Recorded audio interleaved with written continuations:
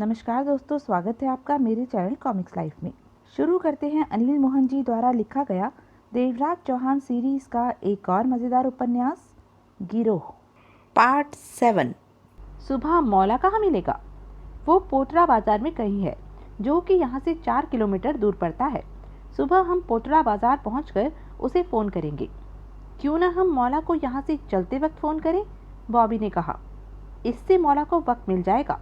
वो कहीं जाकर नैनी को न बता दे कि कोई उसे ढूंढ रहा है। वहां पहुंचकर फोन करके उससे उसी वक्त मिलने को कहूंगी। आज उसने मुझे काफी टरकाया है, कल शायद फौरन मिल ले। जैसा तुम ठीक समझो, बॉबी बोली। विस्की है पीने को? नहीं, मामू से कहो ले आएगा। क्या जमाना आ गया है, औरतों के लिए मैं विस्की ढोता फिरूं? मामू ने मुंह बिगाड़ कर कहा। मामू, बॉबी ने तीखे स्वर में कहा, तो 122 करोड़ के हीरो को तो बचा न सका, और अब हम पर? मैं क्या, कोई भी बचा नहीं पाया, वो अलग बात थी। मामू उठा, मैं बोतल लेकर आता हूँ। बढ़िया वाली लाना, वही 2500 रुपये वाली। मामू का फ़ोन बजा। हेलो। मामू ने फ़ोन निकाल कर बात की। तू किधर है मामू? जगदीश की आवाज़ उसके कानों में पड़ी। जगदीश उसका खास यार था। जब फुर्सत में होता तो पीने पिलाने का काम जगदीश के साथ ही होता था। कैसा है तू जगदीश? मैं महाबलेश्वर में हूँ। महाबलेश्वर? वहाँ क्या कर रहा है? काम था इसलिए। अकेला है या? एक दो लोग हैं और साथ में। क्यों? सुनने में आ रहा है कि किसी ने किशन लाल राणा के हीरों पर हाथ फेर दिया। मोटा माल था। मेरे को फ़ोन पर ये बात क्यों बता रहा है? मामू के माथे पर बल पड़े। तेरे को राणा के आदमी ढूंढते हुए मेरे पास आए थे। ओह! मामू व्याकुल हो उठा। क्यों ढूंढ रहे हैं मुझे? ये नहीं बताया उन्होंने। तूने कुछ किया है? मामू के होठ भिज गए। सतर्क रहना। अच्छा किया जो तूने ये बात बता दी। तेरा यार हूँ, बताऊंगा नहीं क्या? तूने किया है कुछ? वो हीरे? फ़ोन पर ही सब कुछ पूछेगा, मिलने पर बात करेंगे। कब आ रहा है मुंबई? 1-2 दिन तक, तब मिलूंगा तेरे से। कहने के साथ ही मामू ने फ़ोन बंद किया। क्या हुआ? सुंदरी की निगाह मामू के चेहरे पर थी। किशन लाल राणा के आदमी मुंबई में मुझे ढूंढते फिर रहे हैं, मामू ने सख्त स्वर में कहा। ओह! सुंदरी के होठों से निकला। उन्हें किसी तरह पता चल गया होगा कि राणा के हीरो पर हाथ डालने में मेरा हाथ है। कैसे पता चला? कह नहीं सकता, लेकिन ये बुरा हुआ। मामू, बॉबी होठ सिकोड़कर कह उठी। तेरा तो काम हो गया। मामू ने बॉबी को घूरा और व्यंग से कह उठा। मेरा ही नहीं, तुम सबका भी काम हो जाएगा। क्या मतलब? राणा के हाथ पड़ने का मतलब है मुंह खोल देना। वो कितना खतरनाक है मैं जानता हूँ। उसकी दरिंदगी के किस्से मैंने सुन रखे हैं। तो तू सबके बारे में मुंह खोल देगा? बॉबी बोली। मैं नहीं खोलूंगा, मामू कड़वे स्वर में बोला। राणा मुंह खुलवा लेगा। वो शैतान है हरामी। मुंह नहीं खोलूंगा तो वो मेरी जान ले लेगा। सुंदरी गंभीर नजर आने लगी थी। अब मेरा पाँव मुंबई में पड़ना खतरे से खाली नहीं, मामू गंभीर स्वर में कह उठा। सुंदरी, अगर कल हम नैनी तक पहुंच जाते हैं और हीरे मिल जाते हैं तो मैं अपना हिस्सा यहीं लेकर कहीं दूर खिसक जाऊंगा। मुझे कोई ऐतराज नहीं, परंतु ये कैसे तय होगा कि तुम्हारा हिस्सा कितना होगा? जो मन में आए दे देना। मैं मुंबई नहीं जाना चाहता। ठीक है, कल हीरे मिल गए तो तुम्हारा हिस्सा भी तय कर लेंगे, सुंदरी ने गंभीर स्वर में कहा। लेकिन मैं वीरेंद्र त्यागी के बारे में सोच रही हूँ। क्या वो भी नैनी के साथ होगा या दोनों हीरे बांटकर अलग अलग रास्ते पर निकल गए हैं? मामू ने सुंदरी को देखा और सोच भरे स्वर में कह उठा। वो साथ भी हो सकते हैं और अलग भी हो गए हो सकते हैं। कल हमें पूरी तैयारी रखनी होगी। त्यागी और नैनी से मुठभेड़ भी हो सकती है। हमें हर तरफ से चौकन्ना रहना होगा। तुम लोग जो भी करो, बॉबी कह उठी। हीरे मिलते ही मुझे 1 करोड़ के हीरे दे देना। अब बोतल तो ले आ, सूखा सूखा मारेगा क्या? मामू सोचों में डूबा बाहर निकल गया। जगदीश ने मामू से जो बात की थी वो सब गुलशेर और उसके दोनों आदमियों ने सुनी थी जो वहां मौजूद थे। गुलशेर के कहने पर जगदीश ने मोबाइल फोन का स्पीकर ऑन कर रखा था। उधर से मामू जो कह रहा था उन बातों को सबने सुना। जगदीश ने जो बातें की मामू से वो सब गुलशेर ने उसे पहले ही समझा दी थी। जगदीश मजबूर था। गुलशेर के दोनों आदमियों ने उस पर रिवॉल्वर तान रखे थे। ऊपर से मन में राणा का खौफ। ऐसे में उसे जो कहा गया वो ही उसने किया। सुंदरी और मामू को ढूंढने के दौरान गुलशेर को जगदीश के बारे में पता चला था कि मामू का वो खास है, उसे तो हर हाल में मामू का पता ही होगा। उसके बाद गुलशेर ने जगदीश की तलाश की और उसे घेर लिया। फिर जो हुआ वो सामने ही है। जगदीश ने फोन बंद करके गुलशेर को देखा। गुलशेर का चेहरा सख्त हुआ पड़ा था। तुमने जो कहा मैंने कर दिया, जगदीश सूखे स्वर में बोला। तो गुलशेर ने तीखे स्वर में कहा, मुझे अब जाने दो, मैं ताकि तू फोन करके मामू को सब कुछ बता दे। नहीं, मैं ऐसा नहीं, इससे फोन ले लो, गुलशेर ने पास खड़े आदमी से कहा। उस आदमी ने जगदीश से फोन ले लिया। इसे कहीं पर कैद करके रखो, मेरे से पूछे बिना इसे छोड़ना मत। जगदीश को फौरन पकड़ लिया गया। चल। मुझे क्यों पकड़ते हो? मैंने कुछ नहीं किया। मैं मामू को फोन नहीं करूंगा, कुछ नहीं बताऊंगा। अबे चल। वो दोनों जगदीश को थामे बाहर ले गए। गुलशेर भी बाहर निकला और गलियां पार करता सड़क पर खड़ी अपनी कार तक जा पहुंचा। चेहरे पर सोच के भाव थे।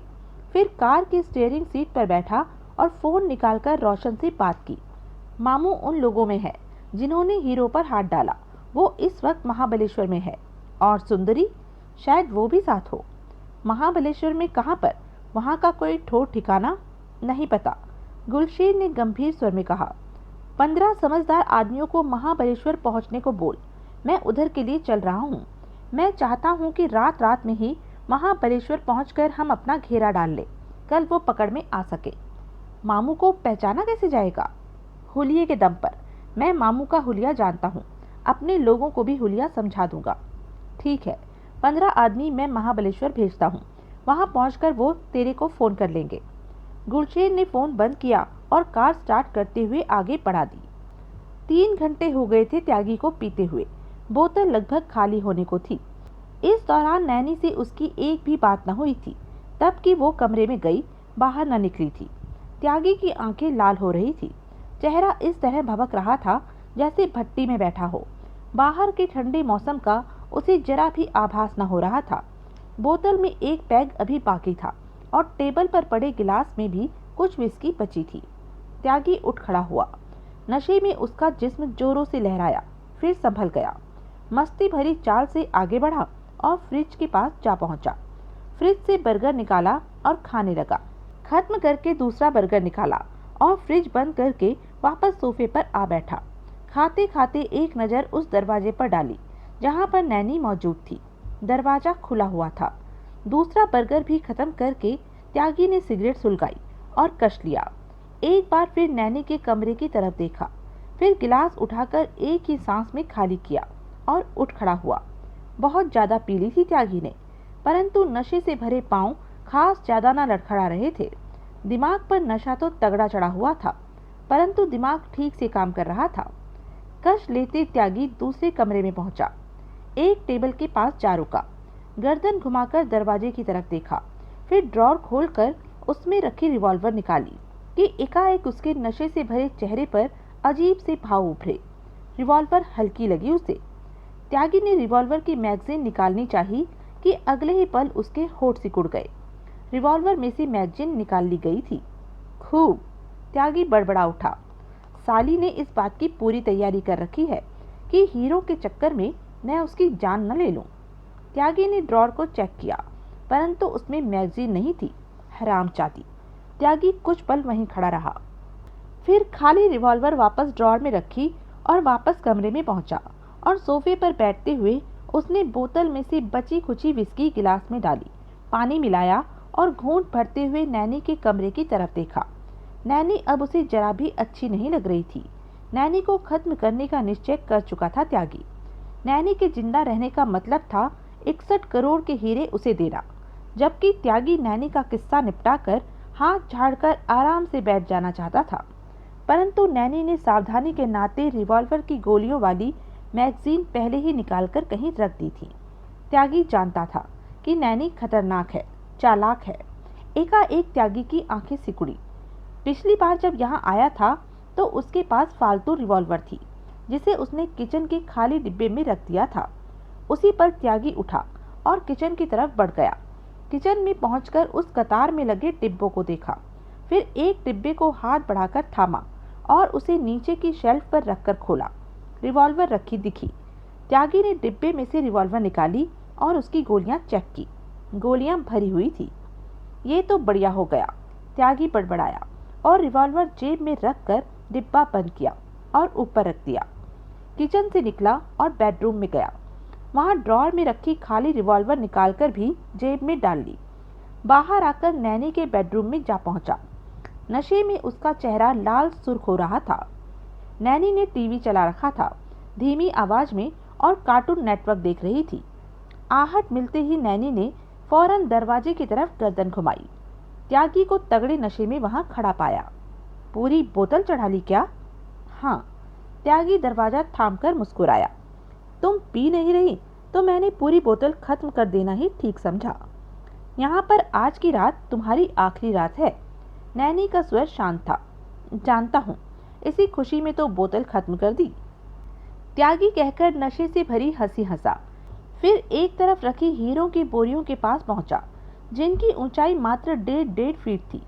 सोच रहा हूँ कि इन दोनों में किसमें ज्यादा हीरे हैं, कौन सी लूं? नैनी होठों में मुस्कान दबाए त्यागी को देखी जा रही थी। ये लूं या ये लूं? त्यागी ने नशे भरी हंसी हंसकर नैनी को देखा। बता, कौन सी लूं? जो तेरा मन करे ले ले, नैनी ने लापरवाही से कहा। नहीं, तू बता।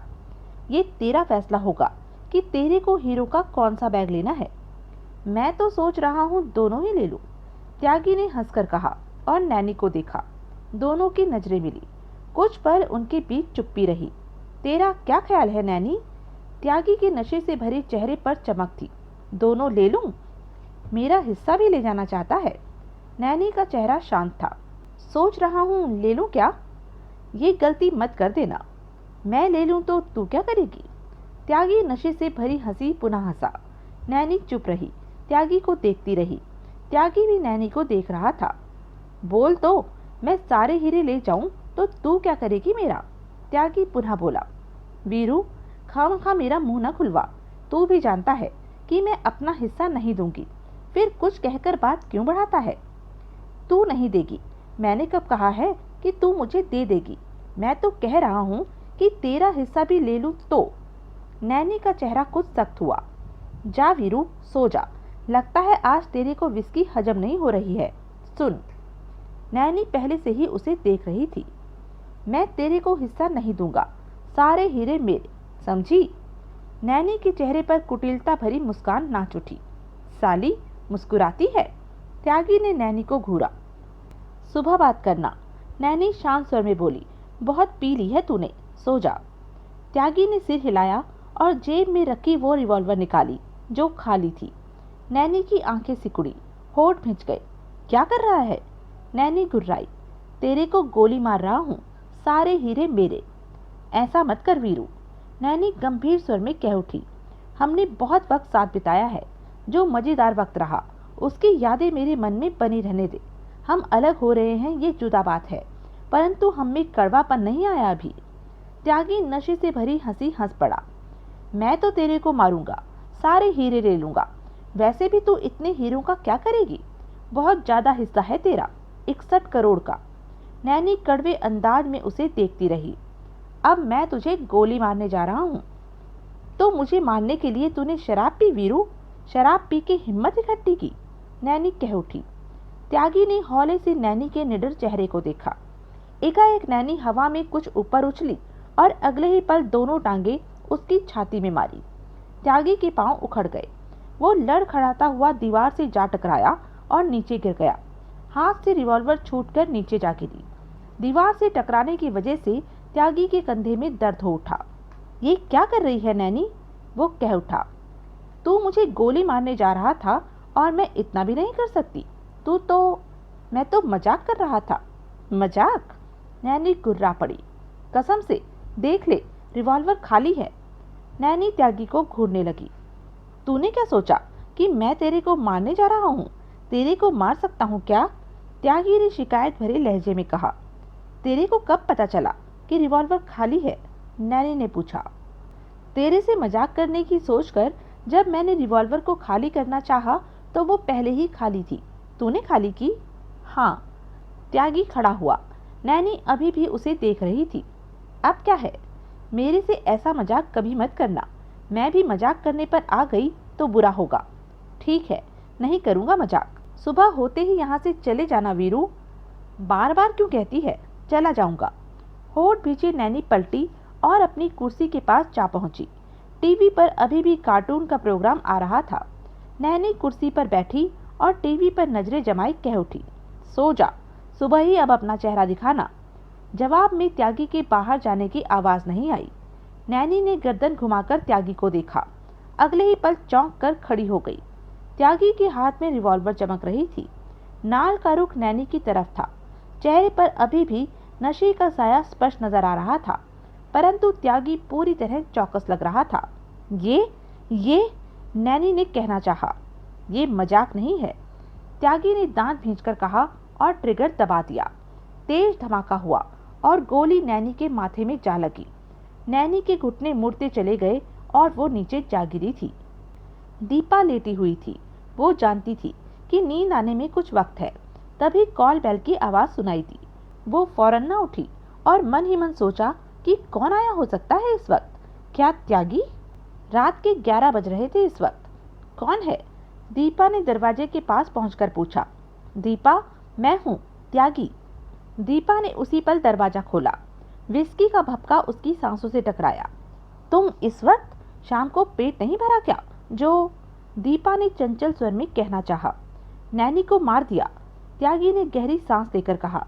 मार दिया? दीपा सकपकाई। गोली की आवाज नहीं सुनी तूने? नहीं तो? वो मर गई है। अब सारे के सारे हीरे मेरे हो गए हैं, त्यागी बोला। दीपा कुछ न कह सकी। खून खराबे वाला काम उसने आज तक नहीं किया था। अब मेरा उस कॉटेज पर रहना ठीक नहीं, त्यागी ने कहा। कोई बात नहीं, मेरे पास आ जाओ। दीपा अपने पर काबू पाते कह उठी। अब हम एक ही तो हैं। उन हीरो को भी तो लाना है, उन्हें भी ले आओ। वो उन्हें भी ले आओ? त्यागी झल्लाकर कह उठा। मुझे नौकर समझा है क्या? मेरे साथ चल और हाथ लगा, बहुत भारी सामान है। नोटों का मजा लेना है तो मेहनत कर, आ। हाँ हाँ, मैंने कब मना किया है? दीपा कहकर बाहर निकली। दरवाजा भिड़ा दिया। चल। दोनों चल पड़े। ये छोटी सी पहाड़ी सड़क थी। 250 कदम ऊपर थी नैनी की कॉटेज। तुमने काफी पी रखी है? हाँ, लेकिन होश में हूँ। वो तो दिख ही रहा है। तो गोली से मारा नैनी को?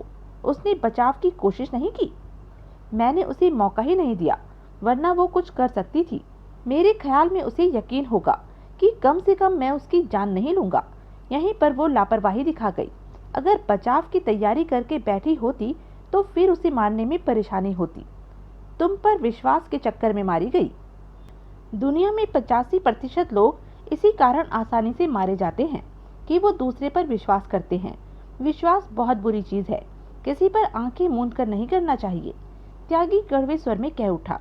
लेकिन हम भी तो इस वक्त एक दूसरे पर विश्वास कर रहे हैं, दीपा के होठों से निकला। हमारी बात और है। क्यों? तुम मुझे पसंद करती हो, तुम्हें दौलत की चाहत है और मुझे तुम पसंद हो। कहते हुए त्यागी हंस पड़ा। एक बात कहूँ? क्या? अगर तू बीच में न आती तो शायद नैनी जिंदा होती। उसके मेरे रिश्ते पहले की तरह चल रहे होते। तो ये सब मेरे बीच में आने से हुआ? हाँ, दूसरा कारण ये है कि तुम खूबसूरत हो और बातें अच्छी करती हो। यही वजह रही कि मेरा दिल तुम पर आ गया। समझ में नहीं आता कि तुम्हारी बातों को क्या समझूं। क्यों? कल को ऐसी कोई और तुम्हें फिर भा सकती है और तुम नैनी की तरह मुझे मार दोगे। बेवकूफ़ी वाली बातें ना करो, मैं तुम्हें दिल से चाहता हूँ। नैनी को भी तो तुम दिल से। उसके मेरे रिश्ते धंधे वाले थे, पहले धंधा फिर प्यार, लेकिन तुम्हारे साथ सिर्फ प्यार ही प्यार है। दीपा ने खामोश भरी गहरी सांस ली, लेकिन कहा कुछ नहीं। दोनों कॉटेज पर आ पहुंचे। भीतर जाकर दीपा ने नैनी की लाश देखी तो शरीर में झुरझुरी सी दौड़ गई। माथे में गोली लगी थी। वहां से खून बहकर उसके चेहरे पर आ चिपका था। उसकी आंखें अभी तक खुली पड़ी थी। पास में टीवी पर कार्टून नेटवर्क चल रहा था। उसने लाशों के बारे में सुना तो बहुत था, आंखों देखी लाश वो पहली बार देख रही थी। क्या देख रही हो? त्यागी उसके कंधे पर हाथ रखकर बोला। लाश, उसके होठों से निकला। पहले नहीं देखी क्या? नहीं, दीपा ने अपने आप को संभाला। मेरे साथ रहोगी तो ये सब देखना मामूली बात हो जाएगी। त्यागी ने लापरवाही से कहा। क्या मतलब? दीपा ने त्यागी को देखा। क्या तुम इसी तरह दूसरों की जान लेते रहते हो? मेरा ये मतलब नहीं था। यह तो तुमने कहा कि अब मेरे पास 122 करोड़ के हीरे हैं, त्यागी कह उठा। दीपा की सोचें दौलत की तरफ सरक गई। 122 करोड़ कहते हुए दीपा ने लंबी सांस ली। आओ। त्यागी और दीपा एक तरफ पड़ी हीरों की बोरियों के पास पहुंचे। इनमें हीरे हैं? हाँ, दुनिया की हर चीज, हर खुशी इस दौलत से खरीदी जा सकती है। हे भगवान, मेरे को तो विश्वास नहीं आ रहा। मैं इन्हें खोलकर देखूं क्या? अभी नहीं। बोरियों पर अच्छे ढंग से सिलाई कर रखी है। ये खुल गई तो इसे तुम्हारी कॉटेज तक ले जाना कठिन हो जाएगा। दीपा ने सिर हिला दिया। एक तुम उठाओ और एक मैं। यहाँ से निकलो। दीपा ने पुनः सिर हिला दिया। त्यागी ने हीरों की बोरी उठाई। वो भारी थी। उठाकर उसने दीपा के कंधों पर रखी। दीपा बोरी को संभालते हड़बड़ाकर चीखी। ओह, भारी है ये, पकड़ो। चुप रहो और इसे लेकर। दीपा वजन न सह सकी और बोरी के साथ नीचे जा गिरी। बहुत भारी है, दीपा ने उठते हुए कहा। तुम औरतें, त्यागी ने मुंह बिगाड़ा, जरा सा बोझ नहीं उठा सकती? गलत बात मत कहो। क्यों, क्या गलत? भूल गए? दीपा ने मस्ती भरे स्वर में कहा। शाम को तुम्हारा पूरा बोझ अपने पर ले लिया और उफ तक न की। वो और बात थी। और बात क्यों? ऐसा बोझ सहने की तुम्हें आदत हो चुकी है। कोई बात नहीं, धीरे धीरे हीरों का बोझ सहने की आदत भी हो जाएगी। तुम उठाओ और मेरी कॉटेज तक छोड़ाओ, तब तक मैं दूसरी बोरी के पास रहूंगी। दीपा ने मुस्कुराकर त्यागी को देखा। त्यागी ने पुनः मुंह बिगाड़ा और नीचे पड़ी बोरी को उठाकर अपने कंधे पर लादा। बाद में मैं तुम्हारी थकावट दूर कर दूंगी, दीपा ने प्यार से कहा। मैं ये रख कर आता हूँ। ये? दीपा ने नैनी की फटी आंखों वाली लाश को देखा। उठकर मुझसे लड़ने तो नहीं लगेगी? फिक्र मत करो, त्यागी मुस्कुरा पड़ा। ये हमेशा के लिए सो गई है। मैं जानती हूँ कि तुमने मुझे पाने के लिए इसे मारा है।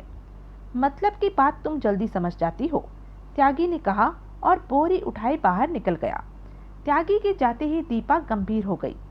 जो भी हो, उसे नैनी का मारा जाना पसंद नहीं आया था। इस बात से स्पष्ट था कि त्यागी किसी का भी सगा नहीं हो सकता। आने वाले वक्त में त्यागी उसका भी यही हाल कर सकता है। यानी कि इस बारे में उसे त्यागी से हमेशा सतर्क रहना होगा। त्यागी के साथ रहने का उसका मन नहीं कर रहा था, परंतु ढेर सारी करोड़ों की दौलत का लालच भी नहीं छोड़ पा रही थी। 25 मिनट बाद त्यागी वापस लौटा। वो थका सा लग रहा था। उसका नशा भी उतरा उतरा सा महसूस हो रहा था। आते ही वो कुर्सी पर बैठा और दीपा से कह उठा। किचन में विस्की की बोतल पड़ी है, लेकर आ। रहने दो, तुमने पहले ही काफी ज्यादा पी रखी। मेरी बीवी बनने की कोशिश मत कर। त्यागी उखड़ा। बोतल ला। दीपा किचन से बोतल ले आई। त्यागी ने बोतल से घूंट भरा और वापस दीपा को थमाते बोला, इसे साथ ले चल।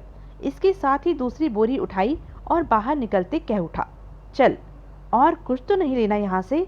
नहीं, यहाँ मेरा कुछ भी नहीं है। पीछे वाले कमरे में मेरा कपड़ों का भूरा बैग है, वो उठा ले। सारे हीरे दीपा वाली कॉटेज पर पहुंच गए। त्यागी ने हाथ मुंह धोया और बोला, बोतल और गिलास ला। अपने लिए भी ले आ गिलास। सोने का इरादा नहीं लगता तेरा, दीपा ने हंसकर कहा और किचन की तरफ बढ़ गई।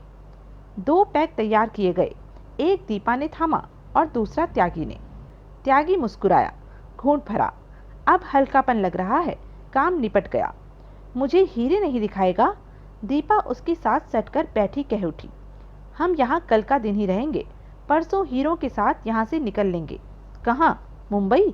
नहीं, मुंबई जाना ठीक नहीं, दिल्ली चलेंगे। वहाँ मकान खरीदेंगे और धीरे धीरे अपने पांव जमाएंगे। वो तो ठीक है, लेकिन हीरे तो मुझे दिखा दे। बोरी खुल जाएगी, उसे दोबारा सिलने के लिए सुआ और धागा चाहिए होगा। कल बाजार से लाना सुआ धागा, दोबारा सिल लेना। दीपा ने अपना कुछ बोझ उस पर डाला। त्यागी ने एक ही सांस में गिलास खाली किया। चल, तेरे को हीरे दिखाता हूँ। ओह, तुम कितने अच्छे हो त्यागी, दीपा उसके कंधे पर किस करती कह उठी। दोनों बोरी के पास पहुंचे। त्यागी के कहने पर दीपा किचन से चाकू ले आई। त्यागी ने चाकू से बोरी की सिलाई काटी और उसे खोला। भीतर बेशकीमती हीरे जगमगा उठे। दीपा की आंखें फैल गई। चेहरे पर खुशी और हैरानी आ ठहरी थी। सफेद, नीले, पीले, हरे, लाल कई रंगों के हीरे बोरी में चमक मार रहे थे। दीपा हीरों को छू छू के देखने लगी। त्यागी भी चमक भरी निगाहों से हीरों को देख रहा था।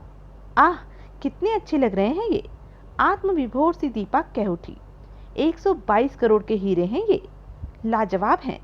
दीपा पर जैसे हीरो ने नशा कर दिया था। इन्हें पाने के लिए मैंने बहुत मेहनत की है।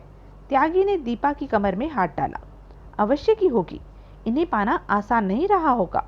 हीरो ने जैसे दीपा पर काबू कर लिया था। हमारा आने वाला वक्त कितना शानदार होगा दीपा। हाँ, सच में बहुत शानदार होगा। त्यागी ने दीपा को अपने से सटा लिया। आओ, आराम करें।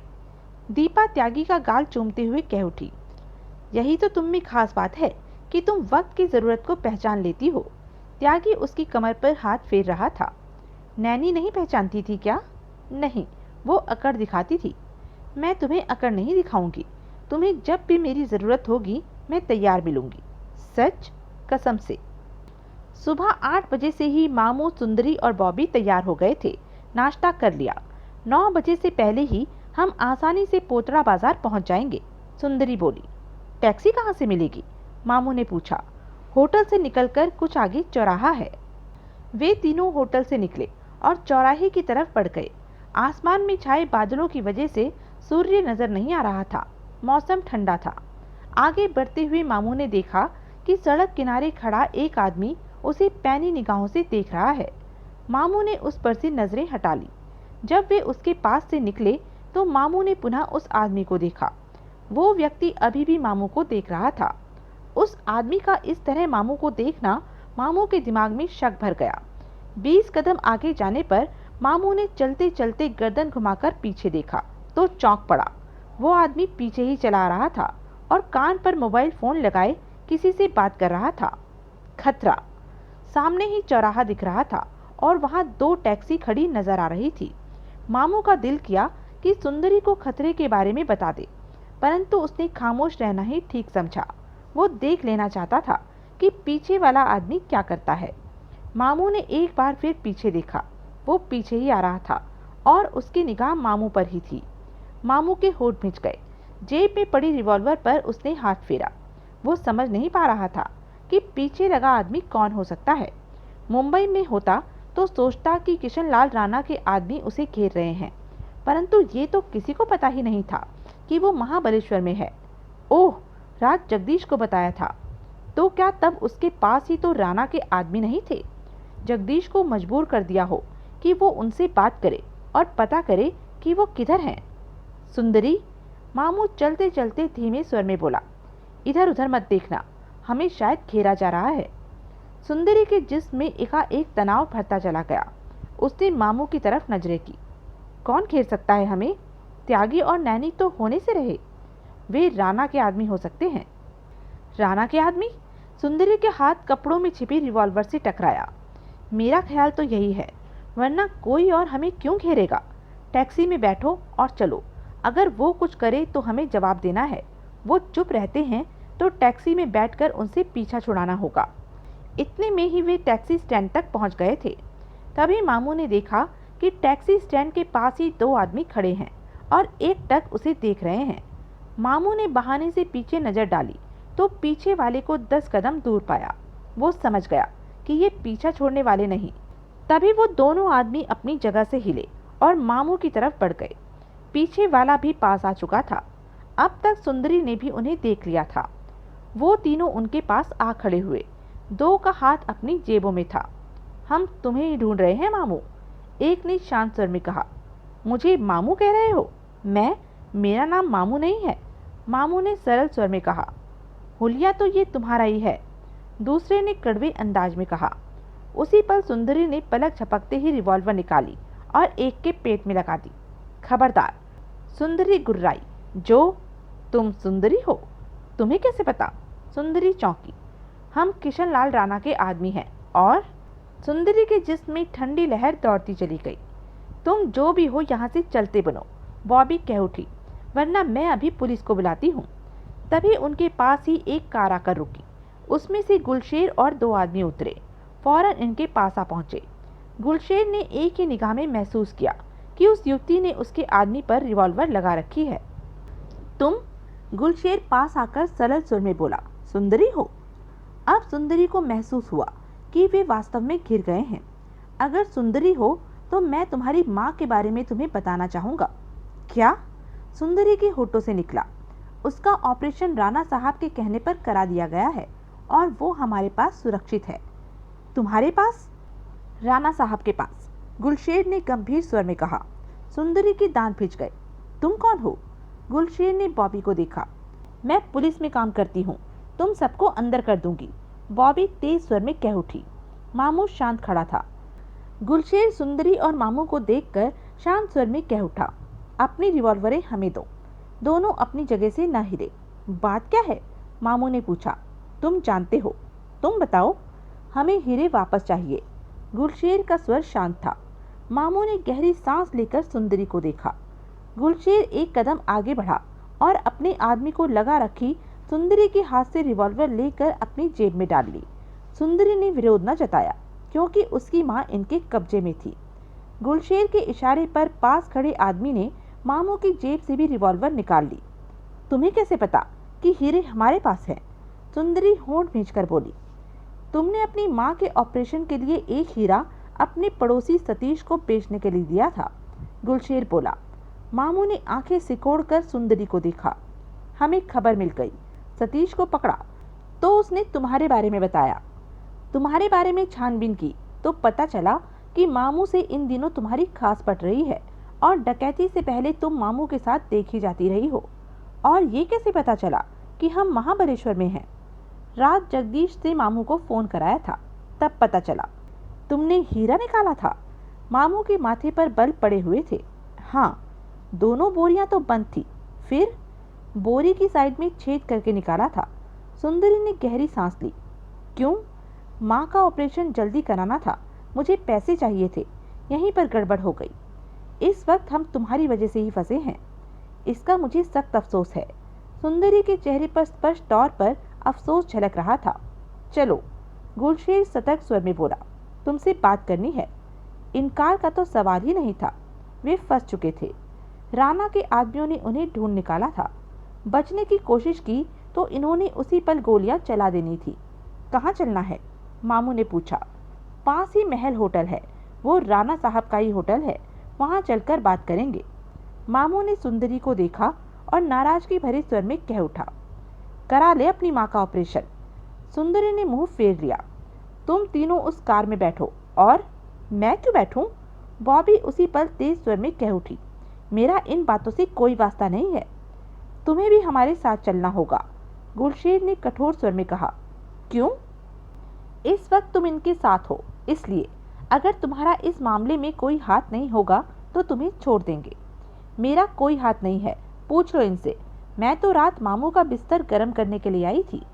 इसे जाने दो, इसका इस मामले से कोई लेना देना नहीं है, मामू ने कहा। जब मेरी तसल्ली होगी तभी छोड़ा जाएगा इसे, गुलशेर ने सख्त स्वर में कहा। साली को कार में डालो।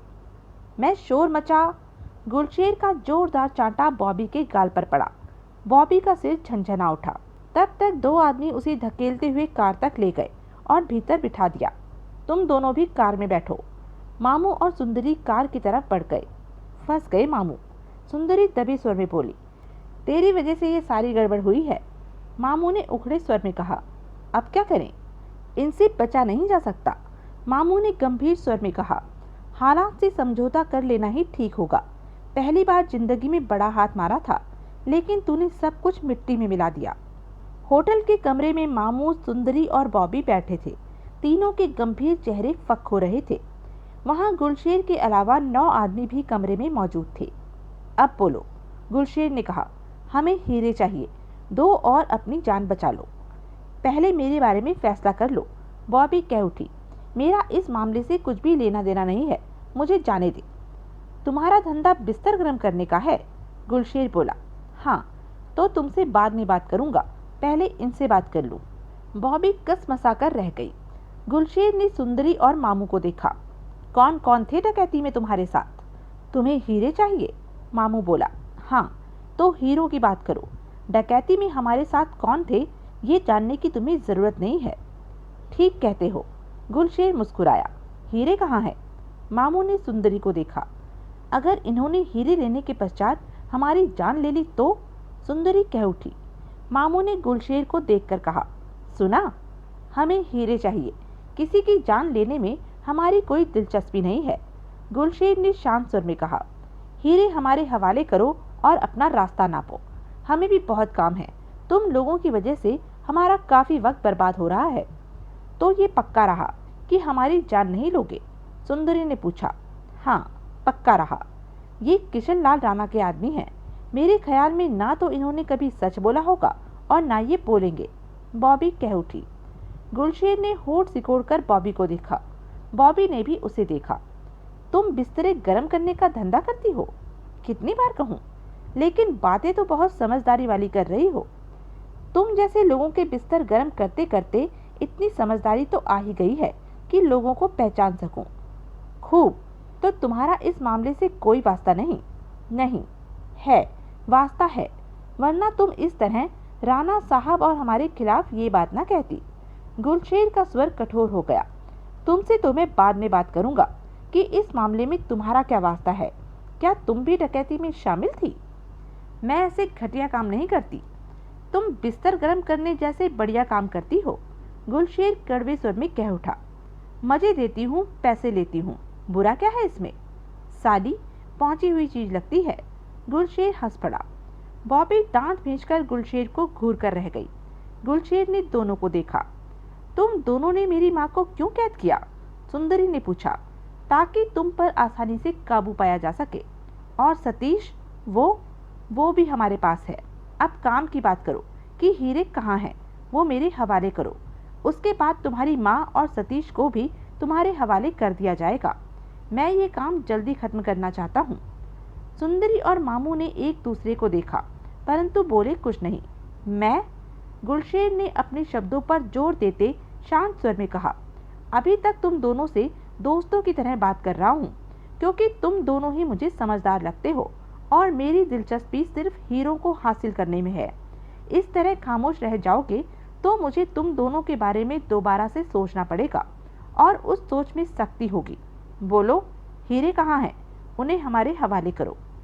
हीरे हमारे पास नहीं है, मामू बोला। तो किसके पास है? गुलशेर ने सामान्य स्वर में पूछा। वीरेंद्र त्यागी और नैनी नागरा के पास। ये दोनों कौन है? हम लोगों ने इकट्ठे ही डकैती डाली थी, लेकिन ये दोनों हमें दगा देकर हीरे ले उड़े। समझा। ये दोनों कहाँ हैं? महाबलेश्वर में, सुंदरी ने कहा। हम इन्हें ही ढूंढ रहे हैं। ढूंढा? हाँ, पोतड़ा बाजार के पास ही किसी कॉटेज में मौजूद हैं ये दोनों। कॉटेज मालूम है? नहीं, लेकिन मालूम हो जाएगी। हम वहीं जा रहे थे। कैसे मालूम होगी? नैनी ने अपना फोन शायद किसी को दे दिया है। वो युवक जानता है कि नैनी कहाँ रहती है। आज उसी युवक से मिलना था। गुड, तो तैयारी पूरी है, गुलशेर ने सोच भरे स्वर में कहा। फिर बॉबी को देखा। तुम्हारा नाम क्या है? बॉबी। ये बॉबी भी डकैती में शामिल थी? गुलशेर ने दोनों से पूछा। नहीं। तो इस वक्त तुम दोनों के साथ क्यों है? सुंदरी और मामू चुप रहे। मैंने बोला तो बिस्तर गर्म करने, बॉबी ने कहना चाहा। मेरे से गलत बात मत कहना, गुलशेर ने दोनों से कहा। तुम दोनों ने किसी खास वजह से ही इस नाजुक मौके पर इसे साथ रखा होगा और मैं वो वजह जानना चाहता हूँ। मैंने? मामू ने बॉबी को बचाने की चेष्टा की। इसका 1 करोड़ रुपया देना था और इधर त्यागी और नैनी से हीरे मिल जाने की उम्मीद थी, इसलिए मैंने इसे यहीं बुला लिया। तुमने 1 करोड़ इससे लिया था क्या? मामू ने होठ भींच लिए। इसकी हैसियत तो किसी भी तरह 2-4 लाख से ऊपर की नहीं लगती, गुलशेर बोला। मामू खामोश रहा। फिर तो ये कहती है कि इसका धंधा बिस्तर गर्म करने का है। 1 करोड़ जैसी बड़ी रकम बीच में कहाँ से आ गई? धंधा तो इसका यही है जो ये कहती है, मामू बोला। मेरी शर्त लगी थी कभी इससे और मैं 1 करोड़ हार गया था। गुलशेर मुस्कुरा पड़ा। मामू, तुम मुझे बेवकूफ़ नहीं बना पाए। मैं तुम्हारी बातों में नहीं आने वाला, कहा गुलशेर ने। लेकिन इतना तो समझ ही गया हूँ कि बॉबी भी किसी न किसी तरह से डकैती से वास्ता रखती है। सुंदरी ने गुलशेर से कहा। तुम्हें हीरे चाहिए ना? हाँ, तो बॉबी को जाने दो और हमारे साथ चलो। अभी मैं किसी को नहीं छोड़ूंगा। जब तक हीरे नहीं मिलते तब तक दोस्ती नहीं होगी।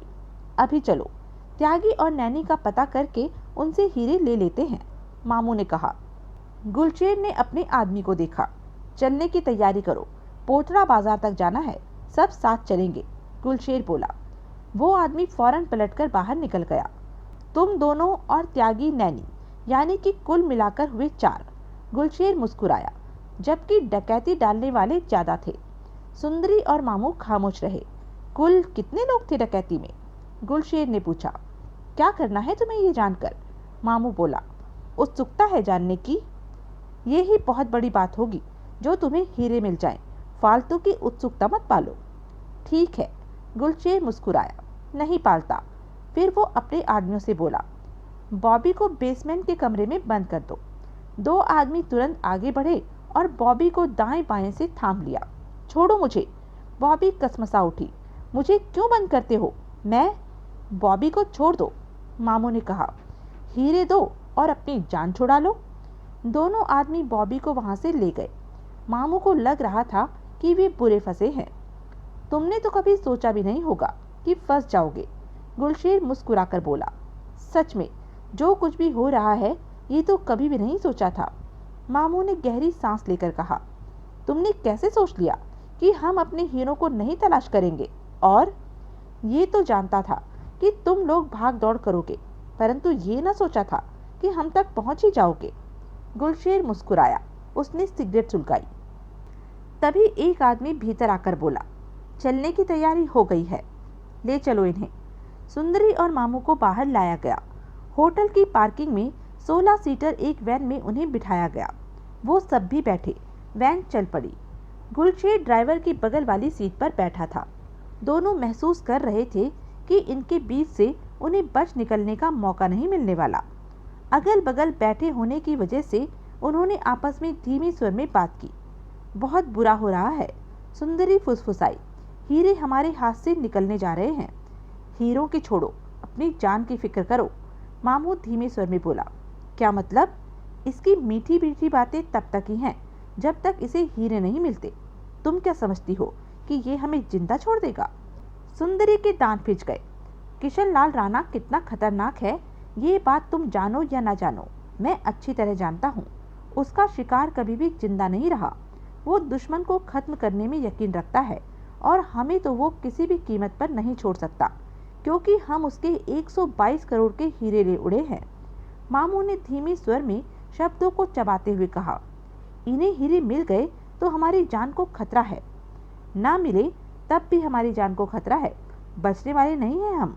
तो क्या करें? कुछ भी नहीं कर सकते।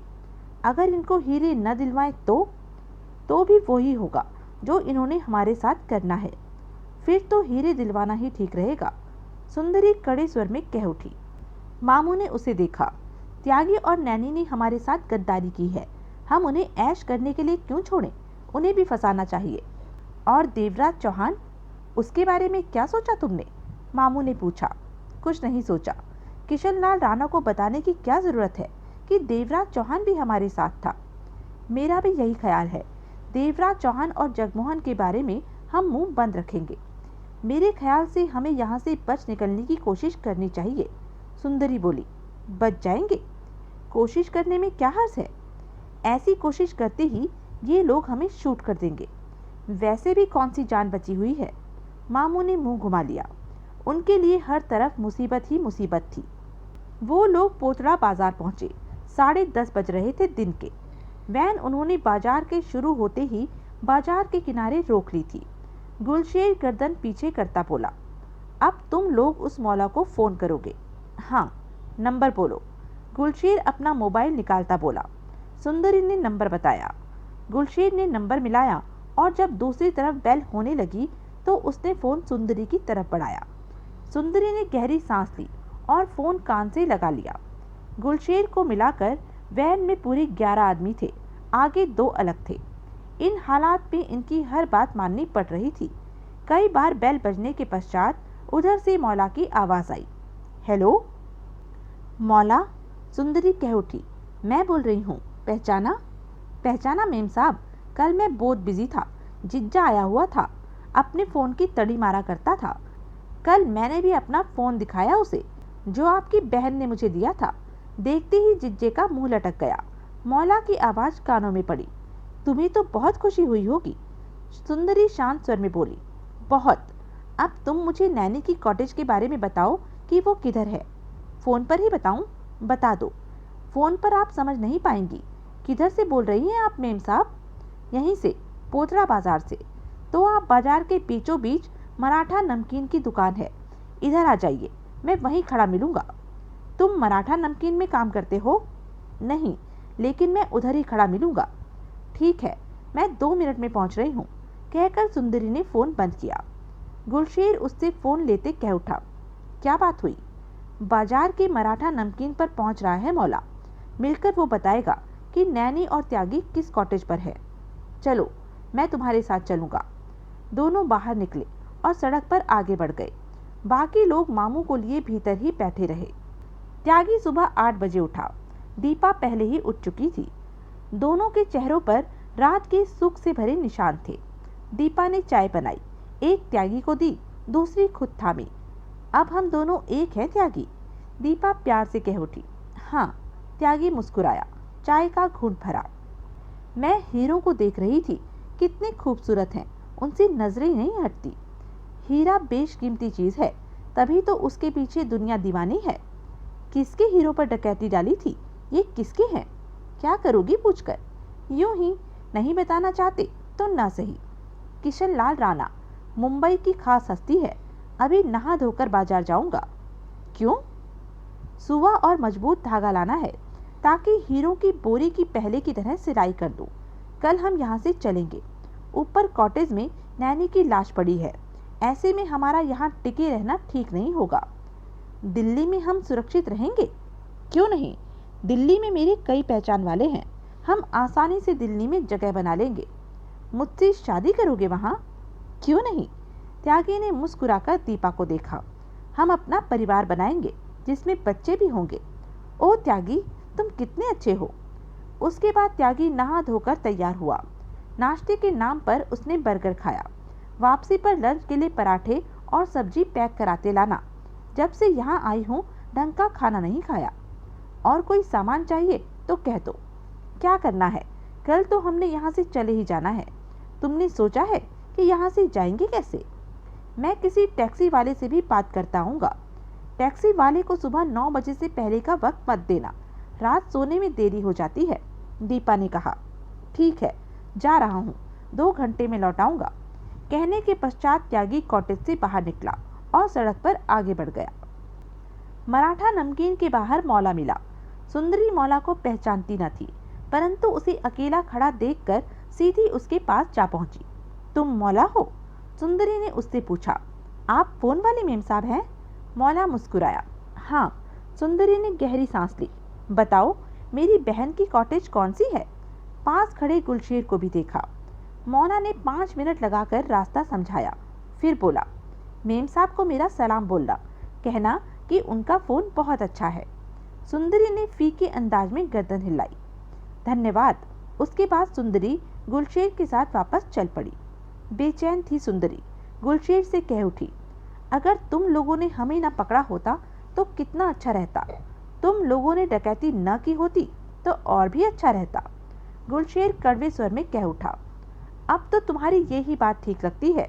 क्या ऐसा नहीं हो सकता कि हम दोनों दौलत लेकर खिसक जाएं? हम दोनों? मुस्कुराया। तुम में क्या खास है जो मैं ऐसा करूं? मैं खूबसूरत हूं और चुप रहो। गुलशेर का स्वर एकाएक कठोर हो गया। मुझे गद्दारी का रास्ता मत दिखाओ। वे दोनों वापस वैन पर जा पहुंचे।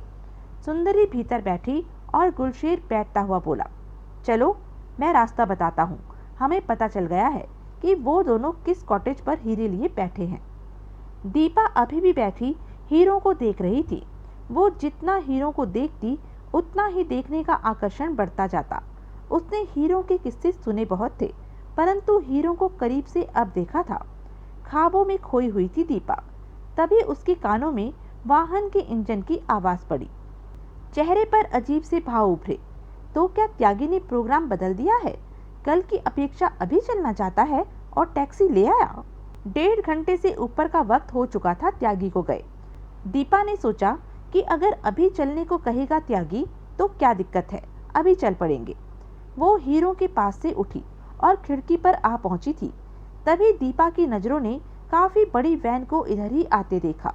वो पास आ चुकी थी। इतनी बड़ी वैन त्यागी को लाने की क्या जरूरत थी? तभी उसे महसूस हुआ कि वैन में एक से ज्यादा लोग बैठे हैं। अगले ही पल दीपा खिड़की से पीछे हो गई। कौन है ये लोग? कहीं हीरे लेने तो नहीं आए? दीपा का दिल धड़क उठा। तभी वो वैन उसकी कॉटेज के सामने की सड़क से आगे बढ़ती चली गई। ओह, तो ये लोग ऊपर वाली कॉटेज पर जा रहे हैं। वहां ये लोग नैनी की लाश देखेंगे, तब क्या होगा? दीपा का मस्तिष्क इस नई मुसीबत के बारे में सोचने लगा।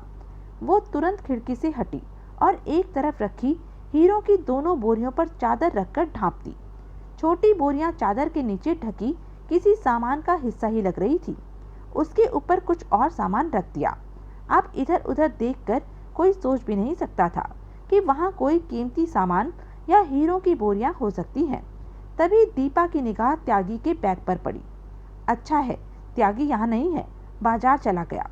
क्या पता वो लोग कॉटेज में नैनी की लाश देखने के बाद कुछ जानने पूछने यहाँ आ जाए। दीपा ने बेड खोला और त्यागी का बैग बॉक्स में डाल दिया। ये ही नहीं, त्यागी ने रात को जो कपड़े उतारे थे वो भी बेड में डाले और बेड बंद करके उस पर गद्दा और चादर बिछा दी।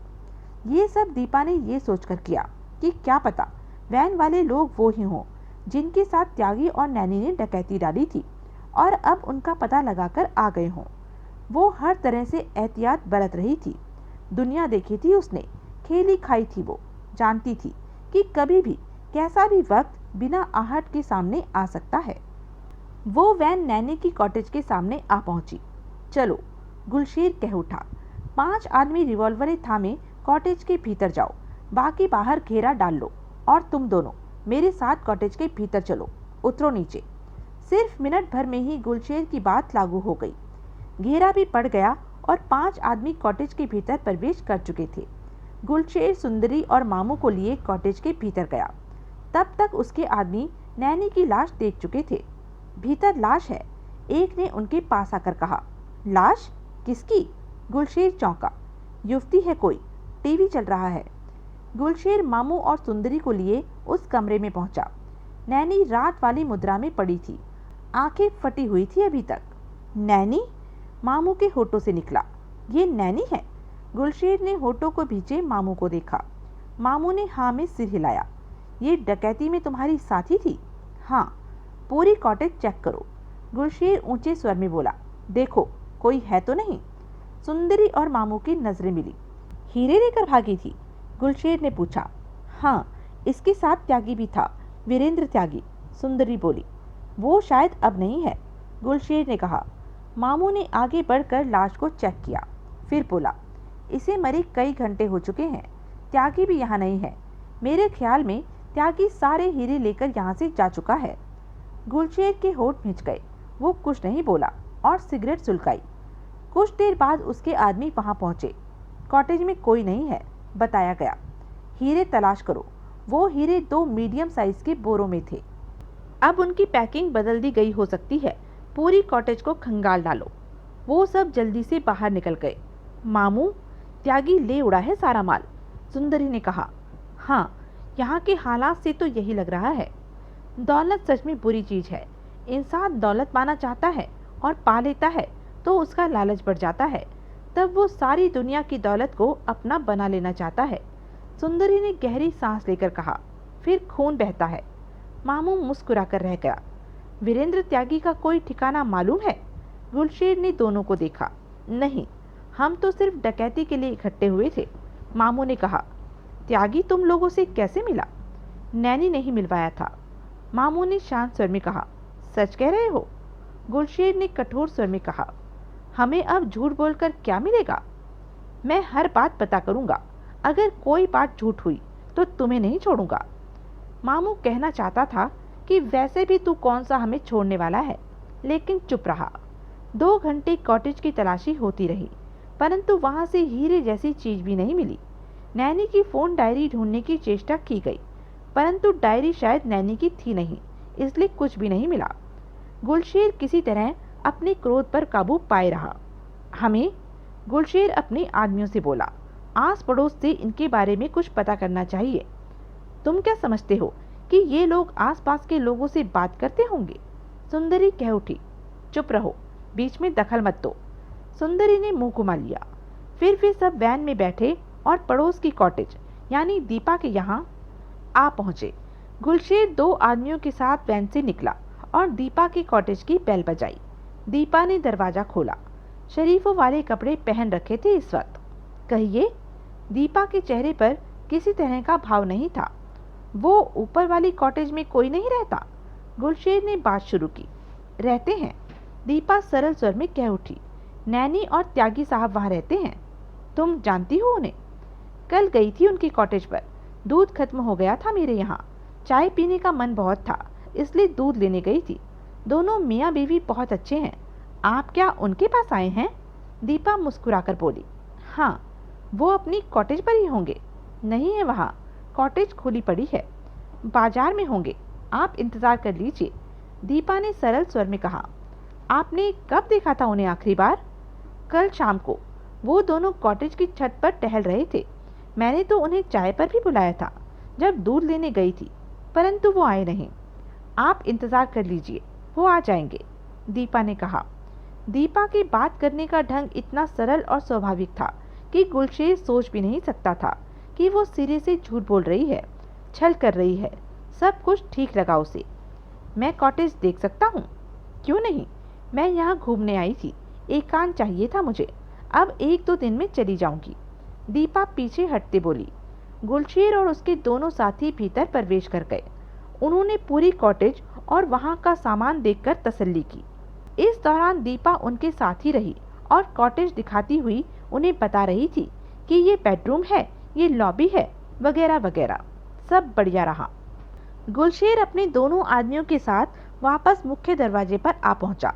दीपा ने मन ही मन चैन की सांस ली। दिल धाड़ धाड़ बज रहा था उसका। जा रहे हैं आप? दीपा बोली। आप इंतज़ार करेंगे उनके आने का? नहीं, हमें जाना है। कोई मैसेज देना हो तो मुझे बता दीजिए, मैं कह दूंगी, दीपा ने हौले से कहा। कोई मैसेज नहीं है, धन्यवाद, हम फिर आ जाएंगे। फिर वे तीनों वैन में आ बैठे। वैन आगे बढ़ गई। दीपा ने मन ही मन चैन की सांस ली कि सब ठीक रहा और दिन चले गए। गुलशेर और उसके दोनों आदमी उसे खतरनाक लगे थे। दीपा को महसूस हो चुका था कि भारी गड़बड़ है। ये लोग अवश्य उनकी डकैती में साथी रहे होंगे और हीरे पाने के लिए उन्हें ढूंढते फिर रहे हैं, परंतु खतरा अभी भी था। ये लोग वैन पर वापस जा रहे थे और अगर उधर से आता त्यागी इन्हें नजर आ गया तो? दीपा को लगा मुसीबत अभी टली नहीं है।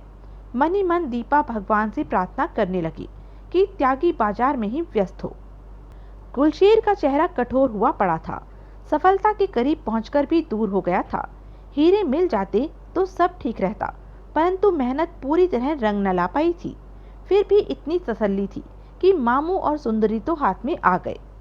तुम दोनों सोचो, वीरेंद्र त्यागी का कोई ठिकाना या कोई खास पहचान वाले की याद आ जाए। हमारा त्यागी से कोई रिश्ता नहीं रहा सिवाय डकैती के साथी होने के, सुंदरी ने कहा। मेरे ख्याल से सुबह या रात के किसी वक्त त्यागी ने नैनी को मारा है, मामू ने कहा। मतलब कि हम लोगों को यहाँ पहुँचने में 8-10 घंटे की देर हो गई, सुंदरी बोली। कल तक पहुँच जाते तो हीरे मिल जाते। गुलशेर दांत पीसकर रह गया। रास्ता खत्म होने जा रहा था। पोतरा बाजार आने वाला था। वैन ढलान पर उतरती जा रही थी। गुलशेर अब सोच रहा था किशन लाल राणा को फोन करने के लिए, ताकि उसे बताए कि यहाँ क्या हो रहा है। तभी मामू के होठों से निकला, त्यागी। सुंदरी ने चौंक कर सामने देखा। वो रहा त्यागी। मामू पुनः तेज स्वर में कह उठा, किधर? कहते हुए गुलशेर ने भी सामने देखा। सामने सड़क के किनारे किनारे त्यागी ऊपर सड़क चढ़ रहा था। वैन को आते देखकर रुक गया था त्यागी और सोच रहा था कि ये वैन किसके यहाँ आ गई होगी। यही है, सुंदरी कह उठी। इसके पास वैन रोको और पकड़कर भीतर बिठा लो हरामी को, गुलशेर ने कहा। उसकी आंखें चमक उठी थी। मामू, सुंदरी बोली, ये तो खाली हाथ है। कहीं रखे होंगे हीरे, अब बताएगा साला, मामू ने कड़वे स्वर में कहा। वैन त्यागी के पास रुकी तो त्यागी सतर्क हुआ। तभी वैन के दरवाजे खुलने लगे। उसी पल त्यागी की निगाह वैन के भीतर मौजूद मामू और सुंदरी पर पड़ी। वो यही समझा कि ये दोनों उसे पकड़ने के लिए आदमियों के साथ यहाँ आ पहुंचे हैं। उसने पलटकर भागना चाहा, लेकिन तब तक गुलशेर के आदमी उसे पकड़ चुके थे। त्यागी को खेल खत्म होता लगा। चल वैन में। आनन फानन त्यागी को वैन में धकेल दिया गया। दरवाजे बंद हुए। गुलशेर के इशारे पर वैन चल पड़ी। क्यों बच्चू? मामू जहरीले स्वर में कह उठा। मौज हो रही है? तो तुम? त्यागी अपनी हालत पर काबू पाने की चेष्टा कर रहा था। मैं नहीं, ये। मामू ने उसी अंदाज में गुलशेर की तरफ इशारा किया। ये कौन? तेरा बाप, किशनलाल राणा का आदमी। त्यागी बुरी तरह चौंका। वैन को? गुलशेर वैन चलाने वाले से कह उठा। किसी सुनसान जगह पर रोक, रास्ते से उतार ले, किसी बड़ी चट्टान की आड़ में रोकना, इसका हाल पूछना है। फिर उसने त्यागी से पूछा, नाम क्या है तेरा? वीरेंद्र त्यागी।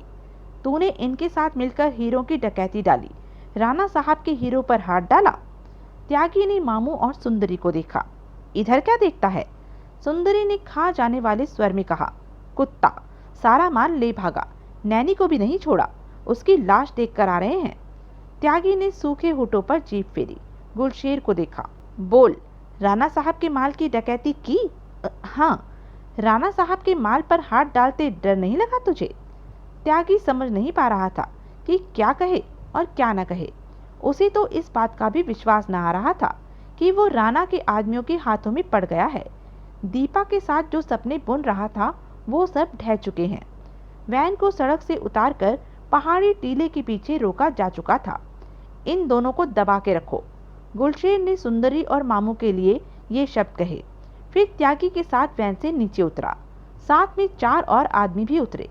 त्यागी को अब धीरे धीरे विश्वास आने लगा था कि खेल खत्म। उस लड़की को भी मार दिया तूने, जिसके साथ मिलकर अपने साथियों को धोखा दिया। गुलशेर ने तीखे स्वर में कहा। त्यागी चुप रहा। तो यह थी अब तक की कहानी। आगे की कहानी जानने के लिए बने रहें मेरे साथ। और हाँ, मेरे चैनल को लाइक, शेयर और सब्सक्राइब करना ना भूलें। धन्यवाद।